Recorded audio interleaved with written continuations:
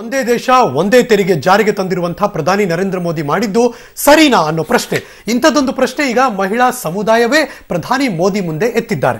ಹಾಗಾದ್ರೆ ಈ ಪ್ರಶ್ನೆ ಏನು ಮತ್ತು ಅದಕ್ಕೆ ಕಾರಣಗಳೇನು ಅಂತ ನೋಡೋದಾದ್ರೆ, ಮಹಿಳಾ ಸಬಲೀಕರಣದ ಭಾಗವಾಗಿ ಬೇಟಿ ಪಡಾವೋ ಬೇಟಿ ಬಚಾವೋ ಘೋಷಣೆ ಮೊಳಗಿಸಿರುವಂತಹ ಪ್ರಧಾನಿ ನರೇಂದ್ರ ಮೋದಿ ಅವರು, ಆದ್ರೆ ಇದೇ ಮೋದಿ ಸರ್ಕಾರ ಒಂದೇ ದೇಶ ಒಂದೇ ತೆರಿಗೆಯಲ್ಲಿ ಸ್ಯಾನಿಟರಿ ನ್ಯಾಪ್ಕಿನ್ಗಳ ಮೇಲೆ ತೆರಿಗೆ ವಿಧಿಸಿದೆ. ಅದು 12%. ಆದರೆ ಸಿಂಧೂರ ಬಳೆ ಮೇಲೆ ಯಾವುದೇ ತೆರಿಗೆ ಇಲ್ಲ. ಋತುಸ್ರಾವ ಸಂದರ್ಭದಲ್ಲಿ ಹೆಣ್ಮಕ್ಳಿಗೆ ಸ್ಯಾನಿಟರಿ ನ್ಯಾಪ್ಕಿನ್ ಅತ್ಯಗತ್ಯ. ಸುಮಾರು 50ನೇ ವಯಸ್ಸಿನವರೆಗೂ ಕೂಡ ಮಹಿಳೆಯರಿಗೆ ಋತುಸ್ರಾವ ಆಗುತ್ತೆ. ಋತುಸ್ರಾವದ ಕಾರಣದಿಂದಾಗಿ ಭಾರತದಲ್ಲಿ 20% ವಿದ್ಯಾರ್ಥಿನಿಯರು ಶಾಲೆಯನ್ನ ಬಿಟ್ಟಿದ್ದಾರೆ ಅಂತ ಯುನೆಸ್ಕೋ ಕೂಡ ಹೇಳಿಕೆ ಕೊಟ್ಟಿದೆ. ಇದಕ್ಕಿಂತಲೂ ಮುಖ್ಯವಾಗಿ ಋತುಸ್ರಾವ ಮಹಿಳೆಯರ ಆಯ್ಕೆಯಲ್ಲ, ಬದಲಿಗೆ ಅದು ಪ್ರಕೃತಿ ಸಹಜ. ಸಂಸ್ಕೃತಿ ಪದ್ಧತಿ ಬಗ್ಗೆ ಮಾತನಾಡೋರು ಋತುಸ್ರಾವ ಕೂಡ ಸಹಜ ಅನ್ನೋದನ್ನ ತಿಳಿದುಕೊಳ್ಳಬೇಕು. ಇನ್ನು ಬಳೆ ಸಿಂಧೂರಗಳನ್ನ ತಯಾರು ಮಾಡೋದು ಗ್ರಾಮೀಣ ಭಾಗದಲ್ಲಿ ತಯಾರು ಮಾಡಿದ್ರೆ, ಸ್ಯಾನಿಟರಿ ನ್ಯಾಪ್ಕಿನ್ಗಳನ್ನ ತಯಾರು ಮಾಡುವುದು ದೊಡ್ಡ ದೊಡ್ಡ ಕಂಪನಿಗಳು. ಹೀಗಾಗಿ ತೆರಿಗೆ ವಿಧಿಸಿದ್ರೆ ಅದು ಮಹಿಳೆಯರಿಗೆ ಮಾಡಿದಂಥ ಅನ್ಯಾಯ. ಪದ್ಧತಿ ಅಂತೆಲ್ಲ ಮಾತಾಡೋರು ಸ್ಯಾನಿಟರಿ ನ್ಯಾಪ್ಕಿನ್ಗಳ ಅಗತ್ಯವನ್ನ ಅರ್ಥ ಮಾಡಿಕೊಳ್ಳಲಿ ಅಂತ ಪ್ರಧಾನಿ ನರೇಂದ್ರ ಮೋದಿ ಸರ್ಕಾರಕ್ಕೆ ಮಹಿಳಾ ಸಮುದಾಯ ಈಗ ಆಗ್ರಹ ವ್ಯಕ್ತಪಡಿಸಿದೆ. ಇದ್ರ ಬಗ್ಗೆ ಮತ್ತಷ್ಟು ಮಹಿಳೆಯರ ಜೊತೆ ಮಾತಾಡ್ತಾ ಮತ್ತಷ್ಟು ಮಾಹಿತಿ ಕೊಡೋದಕ್ಕೆ ನನ್ನ ಕೊಲೀಗ್ ಪವಿತ್ರ ಕಡ್ತಲ ಬೆಂಗಳೂರಿನ ಬಸವೇಶ್ವರ ನಗರದಿಂದ ನೇರ ಸಂಪರ್ಕದಲ್ಲಿ ಜಾಯಿನ್ ಆಗಿದ್ದಾರೆ. ಹಾಗಾದ್ರೆ ಮಹಿಳೆಯರ ದ್ವೇಷಿ ಪ್ರಧಾನಮಂತ್ರಿಗಳು ಅನ್ನುವ ಅರ್ಥನೋ ಅಥವಾ ಇನ್ಯಾವುದೋ ದೊಡ್ಡ ದೊಡ್ಡ ಕಂಪನಿಗಳಿಗೆ ಮೆಚ್ಚಿಸೋದಕ್ಕೆ ಈ ಕಥೆನೋ?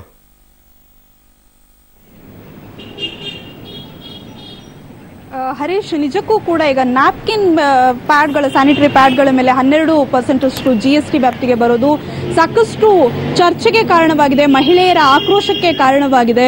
ಯಾಕಂದ್ರೆ ಬೇಸಿಕ್ ಸ್ವಚ್ಛ ಭಾರತ ಅಂತ ಹೇಳ್ತಾರೆ, ಬೇಟಿ ಪಡಾವೋ ಅನ್ನುವಂತಹ ಕಾನ್ಸೆಪ್ಟ್ ಬಂದಿದೆ. ಅಂಥದ್ರಲ್ಲಿ ಈಗ ಸ್ಯಾನಿಟರಿ ಪ್ಯಾಡ್ಗಳ ಮೇಲೆ ಈ ರೀತಿ ತೆರಿಗೆ ವಿಧಿಸುವಂಥದ್ದು ಎಷ್ಟರ ಮಟ್ಟಿಗೆ ಸರಿ ಅನ್ನುವಂಥದ್ದು ಒಂದು ಕಡೆ ಆದ್ರೆ, ಇನ್ನೊಂದು ಕಡೆ ಓವರ್ ಆಲ್ GST ಬಗ್ಗೆನೇ ಲೂಟಿ ಅನ್ನುವಂತಹ ಇವತ್ತಿನಿಂದ ಒಂದ್ ರೀತಿ ಜನರಲ್ಲಿ ಅಭಿಪ್ರಾಯ ಮೂಡತೊಡಗಿದೆ. ಯಾಕಂದ್ರೆ ಬೇಕಾಬಿಟ್ಟು ಎಲ್ಲಾ ಕಡೆ ಕೂಡ ಟ್ಯಾಕ್ಸ್ ವಿಧಿಸೋದ್ರಿಂದ. ಸೊ ಈ ಬಗ್ಗೆ ಮಾತನಾಡೋದಕ್ಕೆ ಸಾಕಷ್ಟು ಜನ ನಮ್ಮ ಜೊತೆ ಇದ್ದಾರೆ, ಏನ್ ಹೇಳ್ತಾರೆ ಅಂತ ಕೇಳೋಣ. ಮೇಡಮ್, ಈಗ ಎಸ್ಪೆಷಲಿ ಸ್ಯಾನಿಟರಿ ಪ್ಯಾಡ್ಗಳು ಮಹಿಳೆಯರಿಗೆ ಅತ್ಯವಶ್ಯಕ, ಅದರ ಮೇಲೆ 12% ಟ್ಯಾಕ್ಸ್ ವಿಧಿಸ್ತಾ ಇರೋದು ಸಾಕಷ್ಟು ಮಹಿಳೆಯರಿಗೆ ಆಕ್ರೋಶ ಕಾರಣವಾಗಿದೆ. ಹೌದು, ಅದೇ ಈಗ ಬಿಂದಿ ಬ್ಯಾಂಗಲ್ ಅದನ್ನೆಲ್ಲ ಟ್ಯಾಕ್ಸ್ ಫ್ರೀ ಮಾಡಿದ್ದಾರೆ. ಬಟ್ ಹೆಣ್ಮಕ್ಳಿಗೆ ಅವಶ್ಯಕತೆ ಇರುವಂತದ್ದು ಪ್ಯಾಡ್, ಅದು ಅದ್ರ ಮೇಲೆ 12% ಹಾಕಿದ್ರೆ ತುಂಬಾ ಪ್ರಾಬ್ಲಮ್ ಆಗುತ್ತೆ ಹೆಣ್ಮಕ್ಳಿಗೆ. ಸೊ ಏನ್ ಹೇಳ್ತೀರಾ ಇದ್ರ ಬಗ್ಗೆ, ನಡೆ ಬಗ್ಗೆ ಎಷ್ಟರ ಮಟ್ಟಿಗೆ ಸರಿ? ಯಾಕೆ ಅವ್ರಿಗೆ ಗೊತ್ತಾಗಲ್ವಾ ಸ್ವಚ್ಛ ಭಾರತ್ ಅಂತ? ಹೌದು, ತುಂಬಾ ಪ್ರಾಬ್ಲಮ್ ಆಗುತ್ತೆ ಮೇಡಮ್, ಕಮ್ಮಿ ಮಾಡ್ಬೇಕಂತ ಕೇಳ್ಕೊಂತೀನಿ. ಓಕೆ ಮೇಡಮ್, ನೀವೇನ್ ಹೇಳ್ತೀರಾ? ಬೇಟಿ ಪಡಾವೋ ಅಂತ ಹೇಳ್ತಾರೆ, ಇನ್ನೊಂದ್ ಕಡೆ ಮಹಿಳೆಯರಿಗೆ, ಅದರಲ್ಲೂ ಕೂಡ ಗ್ರಾಮೀಣ ಭಾಗದಲ್ಲ ಮಹಿಳೆಯರಿಗೆ ಸಾಕಷ್ಟು ತೊಂದರೆ ಆಗುತ್ತೆ. ಹೌದು, ಇನ್ನ ಇಲ್ಲಿ ರೂರಲ್ ಇರೋರಿಗೆ ಸ್ವಲ್ಪ ಜಾಸ್ತಿ ತೊಂದರೆ ಆಗುತ್ತೆ. ಬೇರೆ ಯಾವ್ದ್ರ ಮೇಲಾದ್ರೂ ಓಕೆ, ಇದು ಡೈಲಿ ಮಂತ್ಲಿ ಉಪಯೋಗಿಸೋದು ಆಗಿರುತ್ತೆ. ಬಟ್ ಇಲ್ಲಿ ಬಡವ್ರಿಗೆ ಜಾಸ್ತಿ ತೊಂದರೆ ಆಗುತ್ತೆ. ಟ್ಯಾಕ್ಸ್ ಮುಂಚೆ ಎಲ್ಲ ಯಾವ್ದಾದ್ರ ಮೇಲೆ ಇದ್ ಮಾಡ್ತಿದ್ರು, ಗೊತ್ತಾಗ್ತಿರ್ಲಿಲ್ಲ. ಈಗ ಗೊತ್ತಿದ್ದು ಏರ್ತಾ ಇದಾರೆ, ಅದು ತುಂಬಾ ಕಷ್ಟ ಆಗ್ತದೆ. ಮಹಿಳೆಯರಿಗೆ bindi important, sanitary pad important, ಏನ್ ಹೇಳ್ತೀರಾ? ಅದ್ರ ಮೇಲೆಲ್ಲ ಟ್ಯಾಕ್ಸ್ ಏರ್ತಾರೆ. ಅಂದ್ರೆ ಈಗೆಲ್ಲ ಬ್ಯಾಂಗ್ಳೂರಲ್ಲಿ ಏನಾಗಿದೆ ಅಂದ್ರೆ ಬಿಂದಿ ಇಡ್ಕೊಳಲ್ಲ, ಅದು ಇನ್ನ ಆತರ ಟ್ಯಾಕ್ಸ್ ಹಾಕಿದ್ರೆ ಇನ್ನ ಇಡ್ಕೊಳ್ಳೋದೇ ಇಲ್ಲ ಅವರು. ಮತ್ತೆ ಬ್ಯಾಂಗಲ್ಸ್ ಈಗ ಹಾಕಲ್ಲ. ಇನ್ನ GST ಅದೆಲ್ಲ ಹೊರೆ ಇರಿದ್ರೆ ಬಿಟ್ಬಿಡ್ತಾರೆ ಅವರು. ಬ್ಯಾಂಗ್ಳೂರ್ ಅಂತಾನೆ ಅಲ್ಲ, ಸುತ್ತಮುತ್ತ ಓವರ್ ಆಲ್ ಸ್ವಲ್ಪ ಈ ಮಂಗಳೂರು ಮಂಡ್ಯ ಆ ತರ ಎಲ್ಲ ಬಿಟ್ಬಿಡ್ತಾರೆ GST ಜಾಸ್ತಿ ಮಾಡಿದ್ರೆ. ಓಕೆ ಸರ್, ಇವಾಗ ಎಲ್ಲಾ ಕಡೆ ಕೂಡ ಹೋಟೆಲ್ ಸೇರಿದಂತೆ ಎಲ್ಲಾ ಕಡೆ ದಿನಸಿ ಆಗಿರ್ಬೋದು, ಒಂದ್ ರೀತಿ GST ಬಂದಾಗ ಹೊರೆ ಕಡಿಮೆ ಆಗುತ್ತೆ, ಏಕರೂಪ ತೆರಿಗೆ ಅಂತ ಅನ್ಕೊಂಡಿದ್ರು. ಈಗ ಒಂದ್ ರೀತಿ ಲೂಟಿ ತರ ಆಗ್ತಾ ಇದೆ, ಜನರಿಗೂ ಮಾಹಿತಿ ಇಲ್ಲ, ಅತ್ತ ಕಡೆ ವ್ಯಾಪಾರಿಗಳು ಏನೇನೋ ಟ್ಯಾಕ್ಸ್ ಹಾಕ್ತಾ ಇದ್ದಾರೆ. ಹೌದು ಮೇಡಮ್, ಸರಿಯಾದ ರೀತಿ ಯಾವ್ದು ಮಾಹಿತಿ ಇಲ್ಲ. ಇವಾಗ ಏನಾಗಿದೆ, ಜನರಲ್ ನಮ್ಮ ದೇಶ ಬಂದು ಬಡ ರಾಷ್ಟ್ರ ಅಂತ ಅನ್ನೋದು ನಾಮಕಾಸ್ತೆ ಮಾತ್ರ ಆಗಿದೆ. ಈಗ ರೈತಾಪಿ ಜನ 75% ರೈತರೇ ಇರೋದು. ಇಲ್ಲಿ ಕಷ್ಟ ಬಿದ್ದು 5 ರಿಂದ 10 ಸಾವಿರ ರೂಪಾಯಿ ಏನೋ ಕೂಲಿ ಗಾಲಿ ಮಾಡ್ಕೊಂಡು ದುಡಿತಿರ್ತಾರೆ. ಅದರಲ್ಲಿ ಇವಾಗ 1 ರಿಂದ 2 ಸಾವಿರ ರೂಪಾಯಿ ನಾವು ಈ ತೆರಿಗೆ ರೂಪದಲ್ಲಿ ಕಟ್ಟಿದಾಗ ಇದು ತುಂಬಾ ಹೊರೆ ಆಗುತ್ತೆ. ಯಾಕೆಂತಂದ್ರೆ ಇವಾಗ ಬರ್ತಿರೋದೇ ಇದರಲ್ಲಿ ಕಷ್ಟ. ಸ್ಯಾಲರಿ ಬರ್ತಿರೋದು 5 ರಿಂದ 10 ಸಾವಿರ ರೂಪಾಯಿ, ಅದರಲ್ಲಿ 1000 ರಿಂದ 2000 ರೂಪಾಯಿ ನಾವು ತೆರಿಗೆ ಮುಖಾಂತರ ಕಟ್ಟಿದಾಗ ಅದು ಯಾವ ತರ ಅನ್ನೋದೇ ಇಲ್ಲಿ ಕನ್ಫ್ಯೂಸ್ ಆಗಿದೆ, ಟೋಟಲಿ ಕನ್ಫ್ಯೂಸ್ ಆಗಿದೆ. ಇದರಲ್ಲಿ ಯಾವ ತರ ಸರಿಯಾದ ಮಾಹಿತಿನೂ ಇನ್ನೂವರೆಗೂ ಸಿಕ್ಕಿಲ್ಲ. ಯಾವುದೇ CA ಆಗ್ಲಿ ಆಡಿಟರ್ ಆಗ್ಲಿ ಕೇಳಿದಾಗ ಇನ್ನೂ ಸರಿಯಾದ ಮಾಹಿತಿ ಇಲ್ಲ, ಚೇಂಜಸ್ ಆಗ್ತಿದೆ, ಅದು ಆಗ್ತಿದೆ ಅನ್ನೋದು ಕನ್ಫ್ಯೂಸ್ ಆಗಿದೆ, ಟೋಟಲ್ ಆಗಿ ಕನ್ಫ್ಯೂಸ್ ಆಗಿದೆ. ಬರೀ ಒಂದು ಟೀ ಇವಾಗ ಜಸ್ಟ್ ನಾವು ಒಂದು ಟೀ 10 ರೂಪಾಯಿ ಇರುವಂತ ಟೀ 11 ರೂಪಾಯಿ 20 ಪೈಸಾ ಅಂದ್ರೆ ಇವತ್ತಿಂದು ದಿನಕ್ಕೆ ಹೆಚ್ಚಿಗೆ ಮಾಡಿದ್ದಾರೆ. ಯಾವ ತರ ಅನ್ನೋದು ನಮ್ಗೆ ಇದುವರೆಗೂ ಗೊತ್ತಾಗಿಲ್ಲ. ಇವಾಗ ತಾನೇ ಒಂದೇ ದೇಶ ಒಂದೇ ತೆರಿಗೆ ಜಾರಿಯಾಗಿ ಇವತ್ತಿಗೆ 3 ದಿವಸ, ಜುಲೈ 1ರಿಂದ ಒಂದೇ ದೇಶದಲ್ಲಿ. ಹಾಗಾದ್ರೆ ಒಂದು ತೆರಿಗೆ ಇದೆಯಾ ಅಂತ ಚೆಕ್ ಮಾಡಕ್ ಹೋದ್ರೆ ಒಂದೇ ತೆರಿಗೆ ಇಲ್ಲ ಅನಿಸ್ತಾ ಇದೆ. ಯಾಕಂದ್ರೆ GST ತೆರಿಗೆ ಹೆಚ್ಚಳವಾಗಿದೆ ಅಂತ ನೆಪ ಮಾಡಿಕೊಂಡು ಜನಸಾಮಾನ್ಯರಿಂದ ಸುಲಿಗೆ ಮಾಡ್ತಿದ್ದಾರೆ ವ್ಯವಹಾರ ಮಾಡೋರು, ವ್ಯಾಪಾರ ಮಾಡೋರು ಅನ್ನೋ ಸುದ್ದಿ ಈಗ ಪಬ್ಲಿಕ್ ಟಿವಿ ಅಂಗಳಕ್ಕೆ ಬಂದಿದೆ. ಹೀಗಾಗಿ ಒಂದೇ ತೆರಿಗೆಯನ್ನ ವಸೂಲಿ ಮಾಡ್ತಾ ಇಲ್ಲ ಅನ್ನೋ ಕಂಪ್ಲೇಂಟ್.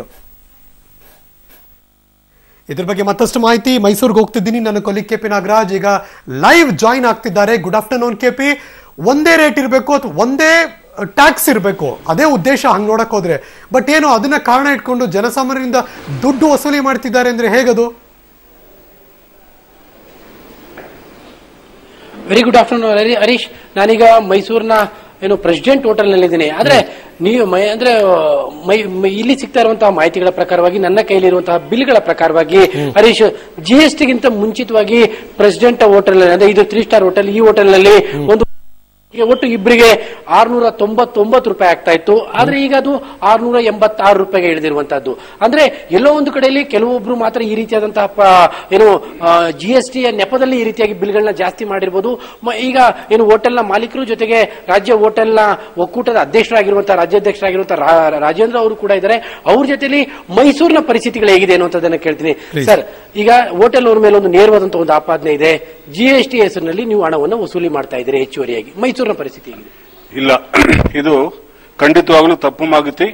ಆತರ ಏನಾದ್ರು ಇದನ್ನ ದುರುಪಯೋಗ ಮಾಡಿಕೊಂಡ್ರೆ ಅದು ನಿಜವಾಗ್ಲೂ ತಪ್ಪಾಗ್ತದೆ. ಮೈಸೂರಿನ ಹೋಟೆಲ್ಗಳ ಬಿಲ್ಗಳು ಮೈಸೂರು ಪರಿಸ್ಥಿತಿ ಹೇಳಕ್ ಎಕ್ಸಾಂಪಲ್ ನಾನು 2 ಹೋಟ್ಲನ್ನ ಹೇಳಕ್ ಇಷ್ಟಪಡ್ತೀನಿ.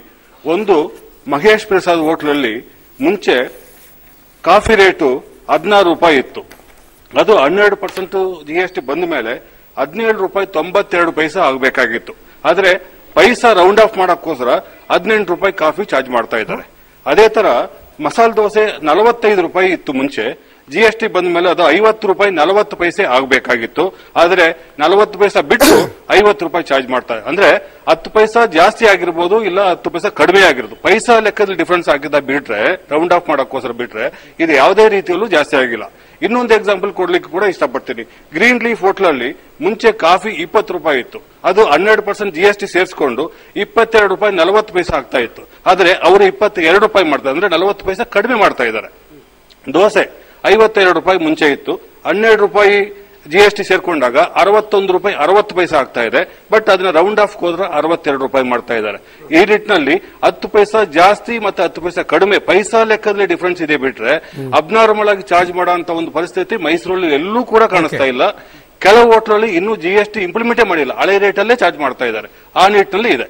ಅಂದ್ರೆ ಹರೀಶ್, ಅಂದ್ರೆ ಮೈಸೂರಲ್ಲಿ ಕೇವಲ ಪೈಸಾ ಲೆಕ್ಕದಲ್ಲಿ ಬದಲಾವಣೆಗಳಾಗಿದ್ದಾವೆ ಹೊರತು ರೂಪಾಯಿ ಲೆಕ್ಕದಲ್ಲಿ ಬದಲಾವಣೆಗಳು ಮೈಸೂರಿನಲ್ಲಿ ಆಗಿಲ್ಲ. Harish, thank you so much KP ಈ ಕ್ಷಣದ ಎಲ್ಲ ಮಾಹಿತಿಗಾಗಿ.